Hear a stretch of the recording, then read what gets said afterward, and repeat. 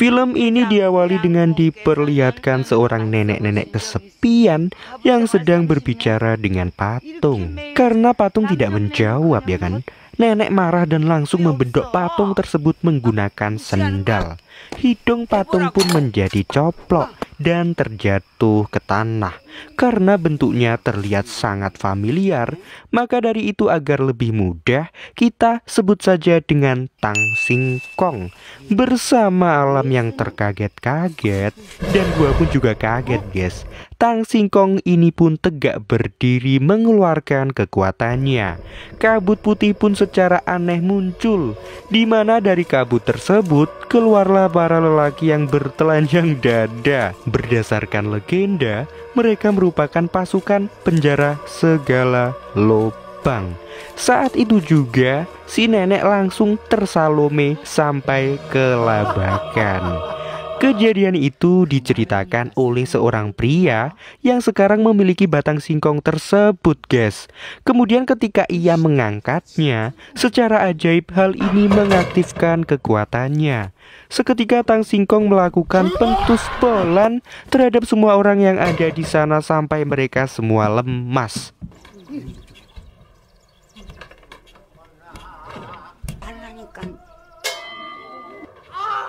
Setelah selesai, Tang Singkong itu pun kemudian terlempar keluar sampai ke sebuah pasar. Tang Singkong yang sudah terkulai lemah tak berdaya kemudian dipegang oleh seorang wanita cantik. Kakek pertapa yang melihatnya mempunyai firasat buruk. Ia mengkhawatirkan akan terjadinya hal yang tidak diinginkan. Dan benar saja, angin kencang dan kabut putih pun tiba-tiba muncul. Pasukan Gilbu penjara segala lubang keluar dari dalam kabut, dan mereka segeralah menjarah semua lubang yang ada di sana, mulai lubang kambing, lubang ayam, bahkan lubang si kakek pertapa juga menjadi santapan empiuk.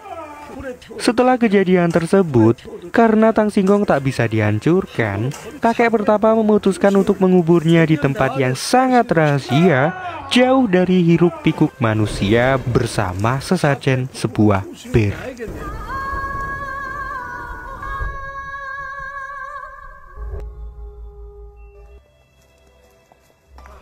Beberapa tahun berlalu, diiringi joget-joget goyang kiri kanan para bapak-bapak, diketahui bahwa akibat kejadian Tang Singkong berbasah, desa yang terjarah kini mengalami nasib seperti di film Dunia Terbalik, di mana para lelaki bertukar peran dengan perempuan. Mereka malah dicocok tanami oleh istrinya. Bahkan mereka juga mengerjakan pekerjaan perempuan.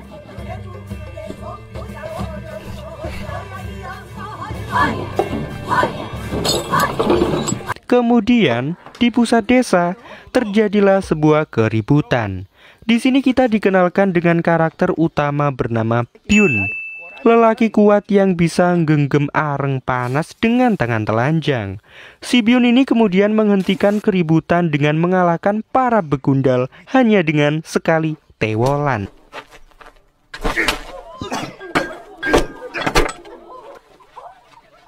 Mungkin badan kuat tapi belum tentu batang kuat guys. Don't judge a book by its cover. Karena nyatanya tante-tante dan ciwi-ciwi desa senang bergosip mengenai batang singkongnya yang loyo keplek kayak ager-ager. Hal ini diketahui oleh salah satu warga, yaitu pada suatu malam saat Byun sedang berjualan, ia tiba-tiba dipanggil oleh perempuan. Tangan Byun tiba-tiba ditarik dan langsung kentoy di tempat. Dan cewek tersebut merupakan nenek Sakne pada awal scene film guys. Dimana setelah kejadian malam itu, si nenek ini menyebarluaskan kelemahan Byun. Hal ini secara langsung berdampak pada kehidupan percintaan Byun dan menyebabkan dirinya menjadi insecure batang. Ngomong-ngomong, Byun ini punya kakak guys bernama Gang Mo, di mana kakaknya ini memiliki singkong yang didambakan oleh semua wanita desa.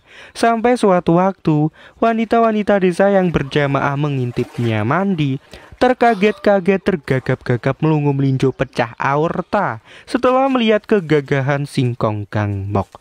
Suatu ketika Byun yang sedang buang air kecil bertemu dengan tabib yang buta, di mana ia mengenal Byun hanya dengan mendengar suara kencingnya saja. Akhirnya mereka berdua pun kencing bersama, dan si buta ini menunjukkan air terjun. Tentunya hal ini semakin membuat Byun minder. Malam hari pun tiba saat Byun sedang mabuk. Selangkangannya dipermainkan oleh seseorang. Bukan tante ini guys, tapi cowok berkumis yang lidahnya berjoget kayak kadal. Byun yang merasa harga dirinya diinjak-injak bergegas pergi keluar dan segera memecahkan semua air haram. Kakaknya datang menyusulnya dan kemudian menggendongnya pergi. Sampailah mereka berdua di sebuah jembatan kecil. Mereka bertemu dengan seorang cewek semulai dan sangat cantik yang dianggap warga sedikit ODGJ bernama Siti. Saat itu Siti memamerkan kemolekan dan kelenturan tubuhnya dalam sebuah tarian. Byun pun merasakan jatuh cinta pada pandangan pertama. Namun karena terlalu terpesona, kakak beradik ini jatuh ke sungai. Mereka pun kemudian menghangatkan diri di hutan. Kakak Byun memberikan cumi kering yang dipercayai dapat menyembuhkan singkong Byun. Namun Byun menolaknya. Atas penolakan tersebut, kakaknya pun flashback ke masa lampau di mana insiden kelam terjadi. Dahulu, ternyata Byun mengalami kebakaran batang singkong, guys. Saat itu kakaknya yang panik berusaha memadamkan api dengan cara Kamen Rider.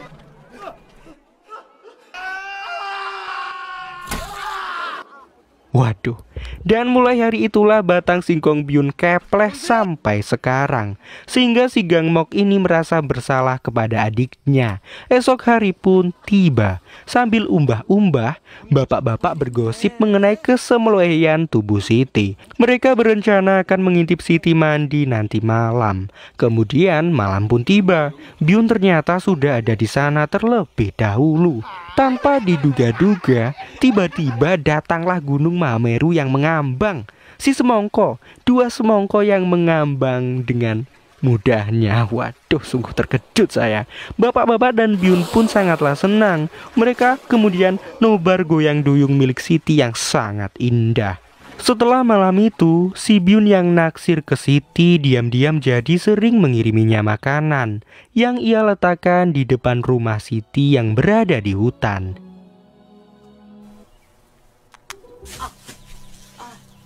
Kemudian suatu hari saat Siti mandi bersemongko ria di sungai, bapak-bapak nggak ada akhlak nobar mengintip Siti yang sedang lomban tanpa sehelai kain.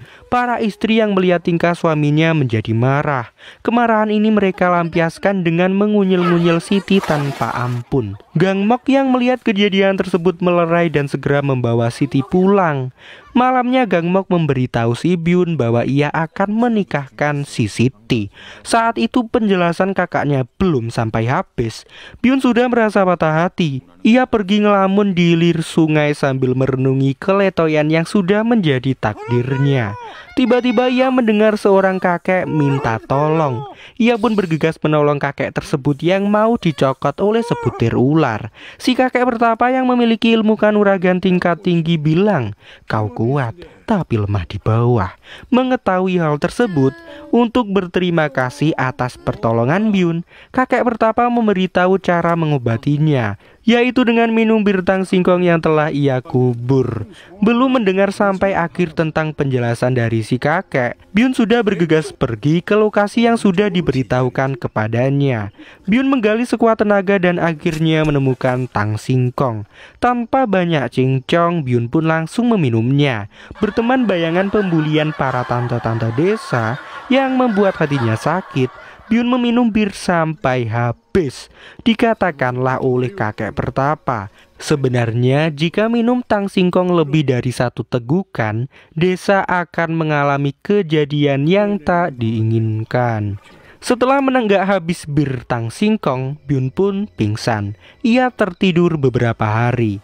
Sementara ia tertidur, kunang-kunang pembesar segala batang mengerumuni selangkangannya. Terlihat batang jamur yang ada di samping Byun membesar. Wadaw. Singkat cerita, setelah terbangun, Byun pun segera pulang.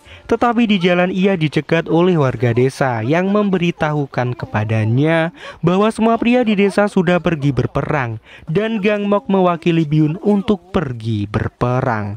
Kemudian Byun sampai di rumah, melihat Siti yang berada di sana kelaparan. Ia segera memasakkan makanan. Namun ketika tak sengaja melihat Siti tidur, batang Byun baper dan bertransformasi menjadi Super Saya. Tapi untung saja Byun dapat mengontrol hal tersebut. BTW, setelah meminum bir Tang Singkong, sekarang tidak hanya batang Byun saja yang kuat, namun tubuhnya juga jadi kuat. Diketahui kini Byun dapat mengapak kayu dengan sangat cepat. Ia pun juga dapat meminum air sungai sampai airnya habis. Bahkan ia juga dapat memadamkan kebakaran hutan dengan air kencingnya, membelokkan air terjun, dan sedikit menyiram api matahari yang menyebabkan bumi gelap sementara. Impressive. Kejadian tersebut tak sengaja disaksikan oleh Tuan Putri dan salah satu tante di desa. Kini sebuah batang singkong letoy telah menjadi batang singkong super.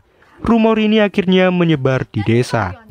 Salah satu tante yang menjadi saksi kejadian tersebut menyebarkan info bahwa batang singkong Byun kepalanya aja 5 inci.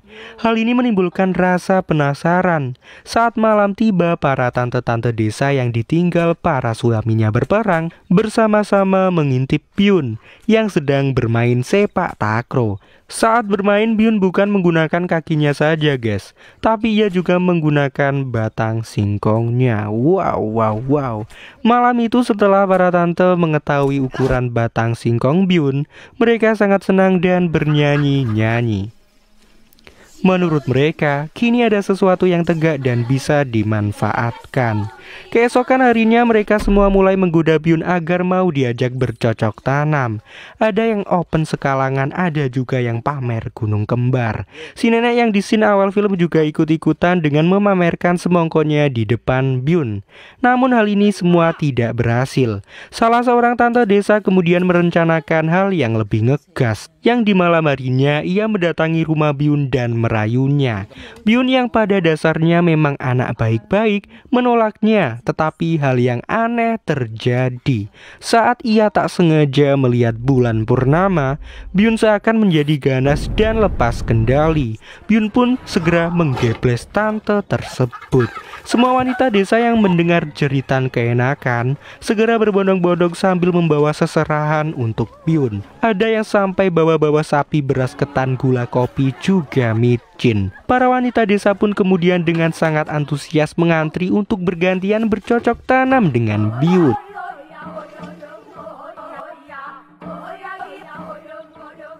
Singkat cerita, berita tentang kekuatan Byun ini tersebar sampai ke istana, di mana prajurit istana kemudian menangkapnya. Bukan tanpa alasan. Ternyata Byun disuruh raja untuk mewakili kerajaannya mengikuti perlombaan batang singkong antar kerajaan. Dan jika Byun menang, maka raja akan membebas tugaskan kakak Byun dalam mengikuti perang. Perlombaan pun dimulai. Perlombaan ini dinilai berdasarkan kekuatan batang singkong dalam menahan beban. Kemudian dengan dibantu Tuan Putri yang menggoda dan memamerkan semongko pelayannya, Byun pun dengan mudah memenangkan pertandingan.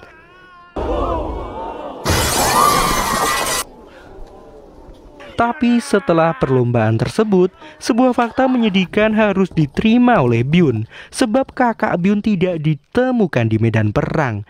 Byun menjadi sedih, ia mengurung diri dan tidak mau makan sama sekali selama berhari-hari. Sementara itu si Siti tiba-tiba sakit parah. Byun segera membawanya ke tabib, di mana sang tabib menganjurkan agar si Siti segera dicocok tanami, sebab penyakit Siti sangatlah aneh. Byun pun terombang-ambing dalam mengambil keputusan. Ia merasa bersedih. Apakah ia harus bercocok tanam dengan calon kakak iparnya sendiri? Tapi akhirnya Byun pun memutuskan untuk mencocok tanami Siti sambil menangis dan mengingat kakaknya yang selalu menjaganya sedari kecil. Singkat cerita, Akibat dari habisnya Birtang Singkong pun mulai berdampak pada desa. Kini desa menjadi kekeringan. Sementara itu, fakta mencengangkan terjadi, yaitu semua tante-tante yang bercocok tanam dengan Byun tengah hamil. Waduh. Di sisi lain, atas paceklik yang terjadi di desa, Pertapa menyarankan kepala desa untuk menumbalkan seseorang yang memiliki ketahanan, keperkasaan, dan keganasan untuk melakukan percocok tanaman dengan beruang.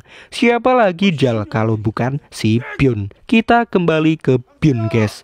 Ia melihat kakaknya pulang dengan keadaan kehilangan salah satu kakinya. Bahkan saking sayangnya kepada Byun, Gangmok tak lupa membawakan cumi kering seperti pada hari-hari biasanya. Hal ini membuat Byun terharu biru. Bersamaan dengan hal itu, ternyata si Siti kini tengah hamil anak Byun juga. Namun karena desa sedang kekeringan, kehamilan Siti pun menjadi terancam, sebab tak ada pasokan air yang dapat mencukupi kebutuhan cairan Siti dan anak yang dikandungnya. Dengan mempertimbangkan hal tersebut, Byun pun akhirnya secara sukarela mau berkorban ke desa dan dijadikan tumbal melakukan cocok tanam dengan beruang. Hal ini membuat semua orang bersedih dan merasa kehilangan. Mulai dari sini mereka sadar bahwa hidup bukan cuman percocok tanaman saja. Kemudian saat semua tante sedang mengobati Siti, Gangmok datang. Hal ini membuat mereka semua canggung. Di sini Gangmok bercerita bahwa sebenarnya dari dulu ia berencana untuk menikahkan si Siti dengan Byun. Namun Byun sudah salah paham dan berpikir bahwa Gangmok lah yang akan menikahi Siti. Kemudian Gangmok yang mengetahui si Siti tengah hamil anak Byun menjadi bahagia. Waktu pun berlalu, upacara penumbalan dimulai. Byun dimasukkan ke dalam gua yang berisi beruang. Seketika ia berteriak. Hal ini membuat semua orang berpikir bahwa Byun telah mati. Menyadari hal tersebut, semua orang menjadi putus asa sebab hujan masih belum datang. Lalu, semua wanita desa memutuskan untuk melakukan upacara dengan bernyanyi-nyanyi. Hal ini membuat Byun tergugah dan tak sengaja ia melihat ke arah rembulan.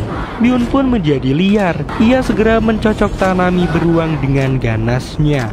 Kemudian bersamaan dengan Byun ngecroy, hujan pun tiba-tiba turun. Hal ini membuat semua orang sangat bahagia.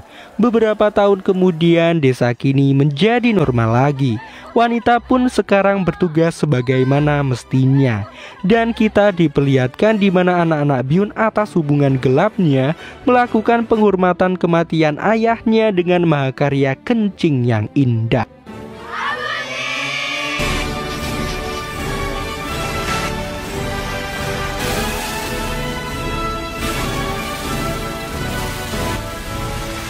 Kemudian scene berpindah di sebuah perahu kecil, guys. Wanita di sana menceritakan sosok Byun yang rumornya memiliki singkong sebesar manusia. Sang pengayuh perahu menoleh dan ternyata si Byun masih hidup, guys. Mungkin ia siap untuk mencocok tanami penumpangnya.